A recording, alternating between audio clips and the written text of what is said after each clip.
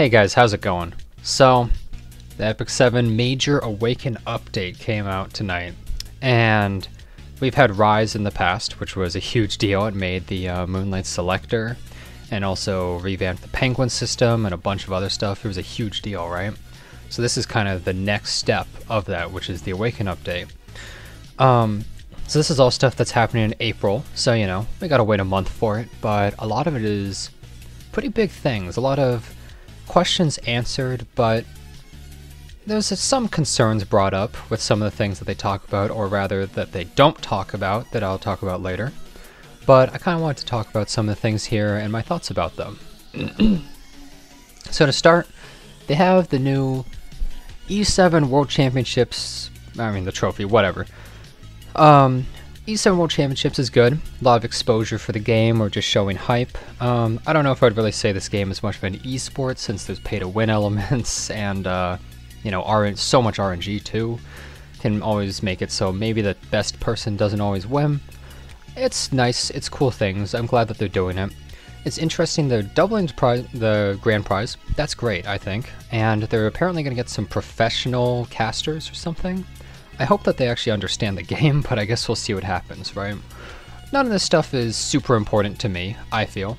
They have some cool UI stuff, things like that. These are more just opener icebreakers for the stuff that they really want to talk about in this stream. So, content creator competition, hey, maybe I'll be in there actually. I'd say there's pretty decent odds. I don't know if I want to do it.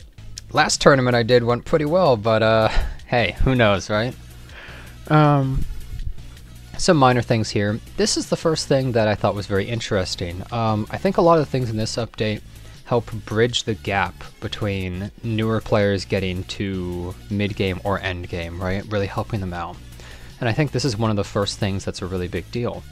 This makes it so, apparently, the most used characters in these different hunts, for a limited time, they don't exactly say how it's going to work, but for a limited time, you'll be able to use them fully maxed out on these different hunts to help boost you for a while.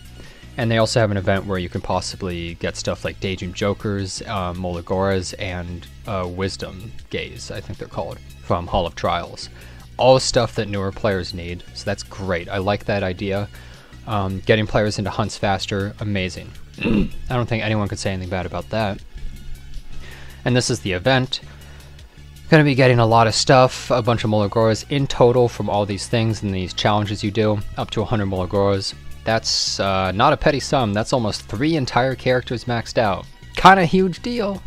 I'm pretty interested in that. I mean, I think everybody is, right? Like, who doesn't want Molagoras? So everybody benefits from this. I think it's great. Just be careful with them. Don't waste them at all, right? They talked about popular IP collaborations. So we've already gotten, they said VTuber, anime, and game. Because we've had ReZero and Slime for anime, VTuber's Kazuna Eye, which, you know, nobody really cared about that much, but, you know, who knows. And Guilty Gear, which we're having rerun as the game. But one of the things they said, introduce new and more various forms of collaborations. So it's like, okay, if you've already done VTubers, animes, and game, then what else is there? Are we gonna get a WWE collab? Like, what are we gonna get Gordon Ramsay? I mean, like, I don't really know where they're going here. Like, what else is there other than those things that would go in Epic 7? I'm not really sure, but I hope that it's good. I hope it's something that people are happy about and good. It seems really random though. Also, they'll be releasing Epic 7 in these other places, so, you know, that's nice. It would be great if we can actually play this on PC and it works fine. We'll have to see. Windows 10 PC coming soon. That would be just amazing if it actually worked on PC and you didn't have to use emulators. So they said they're going to make a web novel. I think that's great. I think web novels can be pretty good. And you know, I think the story in E7 is pretty decent. It has good art. I think it would be pretty good. And some comics and stuff, also good. This I thought was a little weird. It only applies to the Korean stream. They're doing some like weird VR stuff in their studio and like making portals appear and people walking through and some weird stuff. Doesn't really apply to most of us because I think it's Korea only. So that was kind of just the business overview. It's not really anything too crazy, but there's some kind of cool stuff. Now we get to the more important stuff. So I'm actually going to have an entire video talking about the summons and stuff, but first of all, we have the Moonlight summon Revamp. It's like a soft pity for ML summons. So every 30 pulls, you get a guaranteed 4 to 5 star character. We don't know the rates of those. If it works like the normal 4 to 5 star tickets, then it would be a 15% chance of an ML5 and 85% of a 4 star. If it works like the element summons, it would be a 30-70 summon rate, which would be kind of ridiculous, honestly. So I doubt that's happening. I think it's nice. I think a lot of players aren't really going to get a whole lot from this, but it's just something kind of cool to have. At least it doesn't feel bad. I don't really see them ever adding a huge pity for this kind of stuff. ML summons are, I mean, it was one of the biggest money makers for them, right? They can't just give that stuff away, and I don't really think they should give them away exactly, but at the same time, I want newer players to get a lot more stuff. I don't want a pity for this exactly. I would just want it where you can get a ton more ML summons and you pull. I think that would be a little bit better personally than this kind of system. I'd rather just way more summons. So I'm probably gonna make an entire video talking about these custom Mystic Summon and custom group banners that work here. But one of the big things they're doing with the Mystic Summon Revamp is they're making it so you can choose up to 3 characters which one you want to summon for. So it's gonna reduce the amount of time it takes to go for a character you actually want. Now, if you want multiple of those characters at the same time, that could be a little hard on you. But I think this was required. There's too many ML characters. I think there's like 60 or something like that. Okay, maybe there's less, but there's a bunch of ML characters, and if it's one every 3 weeks, like, you're never gonna get the one that you want. People always ask, hey, when's Top Model Luca coming back? Hey, when's Arctic Mercedes coming back? And I'm just like, well, it could be next year. And there's no, like, I don't know. So this was required. This is great, I think. They're also halting the new ML5s that they'll be doing. They're gonna wait until 7/21 to come out with Forest Sage Vivian, the next ML5, and until then, they're rerunning all his characters. I thought it was actually comical. Mediator Koeric is there. Everybody wants him. He's like the best character in the game. He's ridiculous, right? None of these other characters really compare to him. I mean, you know, Arctic and Shadow designer a little bit. Good characters, Opsig as well. May Chloe's okay. But he's like the best one by far. And hey, I want Forest Sage Vivian. I don't care about these characters. I'm just not really interested in most of them, so I'm just going to wait for her. But this gives you time to go for some characters you want, and also gives you time to go for this custom Mystic Summon. I'll make a whole video talking about what characters I think someone should choose from the RGB selection and from the Mystic Summon, and these banners seem pretty high value. So don't spend all of your stuff on something like ML Flan before this thing comes out, because this is maybe the best opportunity I've ever seen for you to get what you're looking for in this game. And what makes you happy in this game? Getting the characters you like most of the time, right? You're happy when you get to use the characters you like, right? Or get rare things. So they have this whole schedule, and it'll be a while before the next new ML5.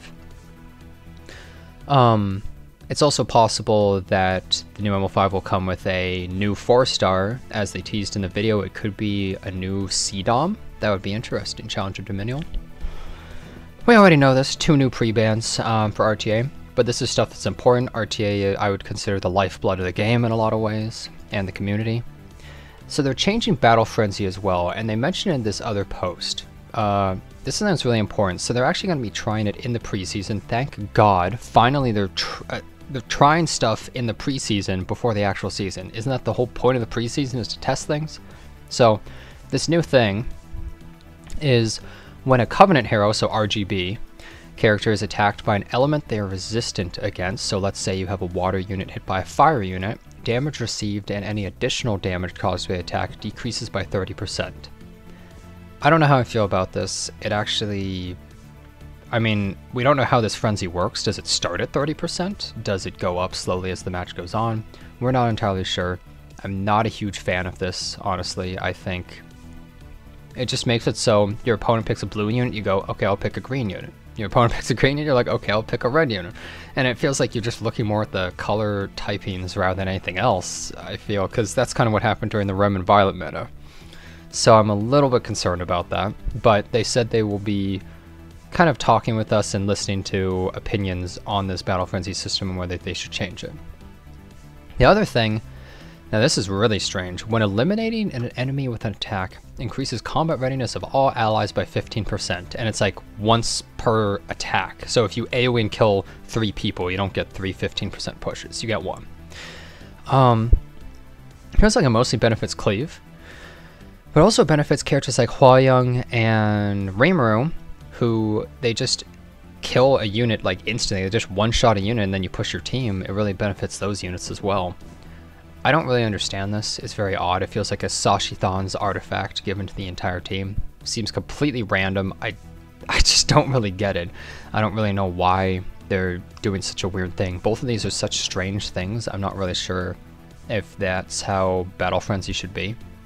I think they want to drastically change the meta, but I wonder if these changes will actually help that much. Also, it feels as though something like this just makes you want to use Moonlight characters even more, because now you don't want to get your character just countered by them picking another RGB unit, right? So why would I not want to pick a light or dark unit? It seems a little bit ridiculous. So I'm not a huge fan of those changes. We'll be trying them out though. They're coming out after the update, so you know, I'll be playing RTA and seeing how they are. Then we have the World Championship mode. I mean, let's be honest, they're mostly coming out with this for the World Championships, but it's nice, I guess. World Arena Replay. I think this will be fun. You know, apparently have ways of like exporting them or stuff like that, so it'll be really cool if you can actually send your VODs to other people and have replays shared around. We could probably do some like review kind of things of them and kind of just joke around about these kinds of things or just show friends. It's cool. I think that's a really nice thing actually that they're implementing that. This is very interesting. New arena mode, 3v3 teams. So you do 3 rounds of, you know, 3v3s like Guild War, but both players are actually playing the game. It's not like a Guild War versus AI. I think it'll be a really good way of testing out Guild War defense teams, which is kind of cool. Finally, you can do something like that. But also, it's just kind of a cool mode. I hope it doesn't split up too much of the game, like too many people wanting to do something like that. It's a best of 3, but it's a fun, cool system. I'm actually kind of interested in that.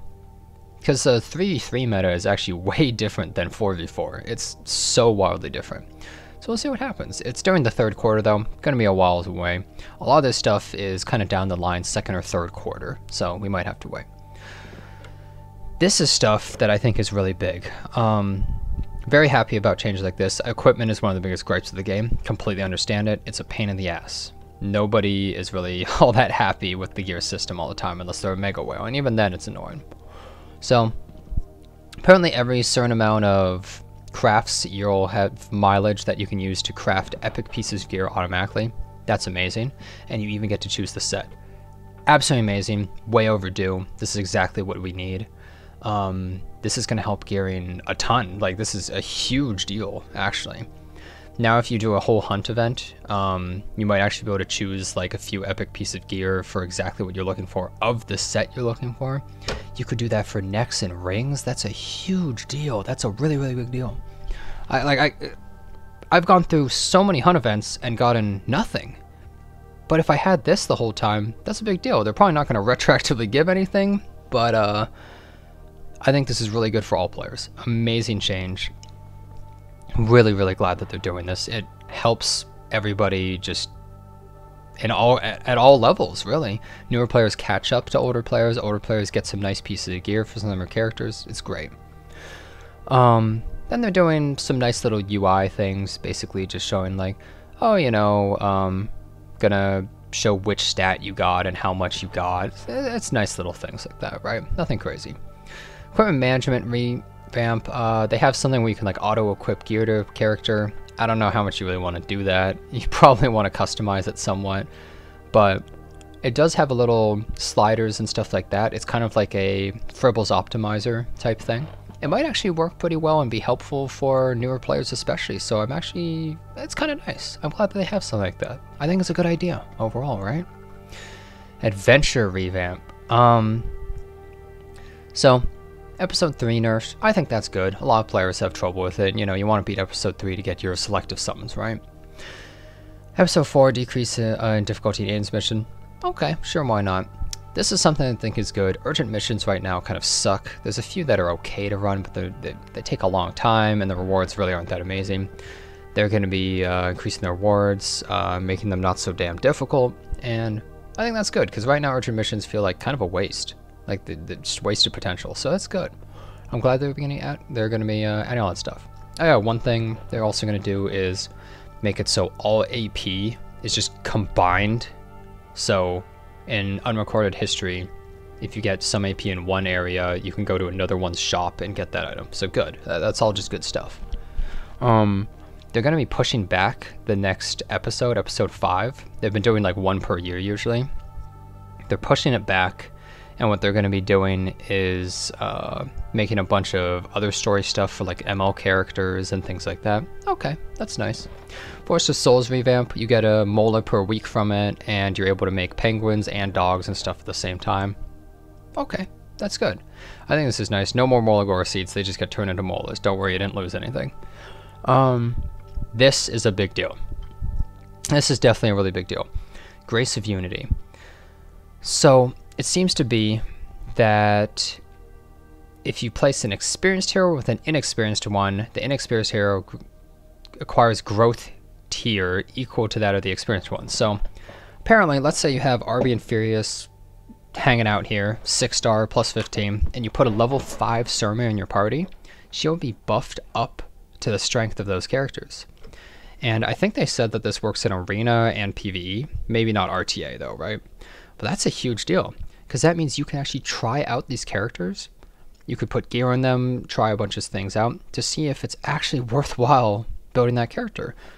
So maybe you take your level 5 character you just pulled, you put them in there, you slap some gear on them, and you're like, this character sucks. What the hell? Well, you didn't waste any resources, and you looked at them at the peak plus 15, maxed out, everything. So you can see just how useful the character is. That's awesome. That's an amazing update. It makes it so people are going to save so many more molas and resources and not have to waste them just trying out a character to see if they work. Really good update. I think this helps newer players a ton, and hell, it even helps older players who get a unit and then they're like, oh, okay, maybe this unit's actually pretty cool when they try them out. Pet generation expansion. It's nice. What could I say? An extra level, being able to up these skills. Hey, that's just more free stuff. Repeat battling to 30. That's nice, but I think they need to revamp the entire pet system. So, whatever. Adding a new one for reforged materials. This will help newer people, but probably not endgame people. Then they're going to be revamping the Hall of Trials a bit. They're going to be adding a new boss as well, Faustus, which I think is hilarious because anyone who's fought Faustus knows that when you attack him, he screams at the top of his lungs, and every time you hit him, it overlaps because he screams for so long. And I'm pretty interested in seeing what that boss battle is going to be like. But I think Hall of Trials is really not new player friendly. I think it sucks for new players. So I would like to see it revamp actually be very helpful. I want players to get a bunch of Wisdom Gaze for free at the beginning too to get some EEs. That would be really nice. So I'm going to be doing some changes to that. But nothing really too crazy, it sounded like. But they'll be doing events to get more Wisdom Gazes. Okay, Abyss Challenge Mode. That's like the last thing I ever wanted to hear, was a challenge mode of Abyss. I think Abyss is challenging enough. I think it sucks, really. But, hey, if this is basically just more floors, they said they were doing this instead of more floors, then hey, I'm all for it, as long as it's actually good rewards for the effort. If it's crummy rewards, then who cares, right? It's a shame it doesn't seem like we're getting an amazing gear set, but who knows, maybe the top levels will. Each level takes 3 entire Abyss tokens, so, and they're only making 10 levels, so I guess they might be really hard. We'll see. But you have to use specific characters and stuff. It's gonna be rough. They're making a new labyrinth, but I don't know. I guess we'll have to see. It's not in the format of a raid. I don't really know if it's going to matter that much. Hopefully it's actually kind of cool, or maybe give stuff for newer players. And then they're also adding a trading ship thing, which is literally the dispatch missions from Lost Ark, which is also a Smilegate game. And it's basically you just put certain characters in there, and they have certain affinities with missions, and they'll give you bonus stuff. So, hey, you get some more free stuff. Why not? It's basically just a better version. Then everybody got these for free in your mailbox. It's actually great. I luck sacked it a bit. I got 3 5 stars. I don't need them, but like I was like, hey, this is pretty cool, and everyone was really pissed. It was great. Yeah, I'm bragging right now. But overall, I think this update had a lot of cool things. I think that the update video is very exciting. A lot of units that I think a lot of people are looking forward to. This is the new CDOM. Probably light element CDOM, which is interesting. This is ML Pavel, most likely. This, I'm assuming, is a skin for Euphane, most likely. Could be an alternate, probably a skin. This is Maid Chloe's RTA skin. That's the next season reward. They're actually making Swimsuit Alexa into a character that has an S3 animation and everything, so she might just be a 5-star, which is a first. We've never seen that before. But she was so popular, they actually made her to a character, so it seems like maybe they do listen a little bit, just a bit. This character, some people are thinking might be ML Elena, and I think that's possible. I could see it. The way that she has her arms out and everything, and the robe, it could be ML Elena, and she's crazy, I guess. And she has a big forehead, too. This guy is Aiden's friend.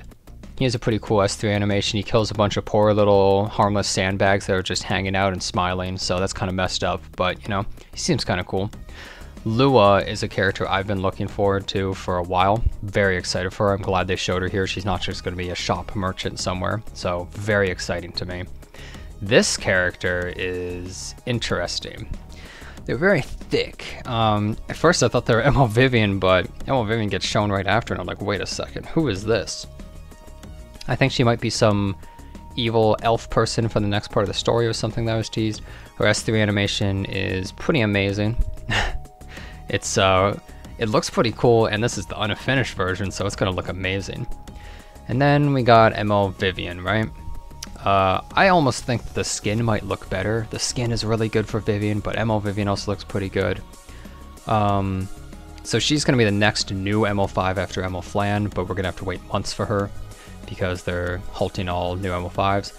Makes some trees, shoots down some light. I don't know if that's just debuffs or damage, but yeah, all coming soon. And that was an insanely exciting thing. I love watching those videos. They always make me happy and just really excited for the game. Now, let me say the downsides for this entire thing. They did not concretely say anything that would be changed about buffs, nerfs, game balance, things like that. They talked about Battle Frenzy, but that's not really what we're looking for exactly, and you can't balance the whole game just from Battle Frenzy. So a lot of people are still very concerned. I would imagine a lot of people are still very upset as well, because there's a lot of unrest right now in the Epic 7 community.